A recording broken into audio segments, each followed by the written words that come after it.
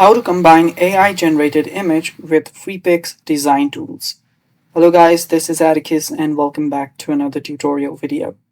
In today's video, I'm going to teach you how you guys can combine AI generated image with Freepik's design tools. So without any further ado, let's dive right into it.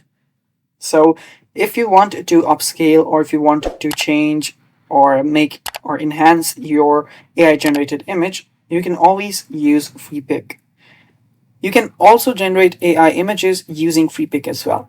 All you have to do is search for Freepik image generator. Head over to Freepik's AI image generator. And after you do that, you'll find yourself in this page. Now, to find out what design tools Freepik provides, you will need to hover over AI suite right here. Then you can see different design tools. So you can see AI image generator, which you can use to generate images. You can use image editor, which we will open up in a new tab, and also the image upscaler.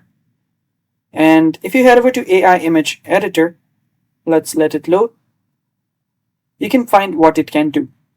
So you can drop an image here. Let me just drop an image. And after you do that, you can use AI to simply change what you want. So let's say that I want to remove background and add a hat. Then tap on send and it should start doing its thing. So this is one of the features which you can use to make few edits that you want in your AI generated image. So let's let it do its thing. So there you can see the results. And there the background has been removed and an hat has been added. After you're satisfied with the result, you can tap on the save button right here to save the image.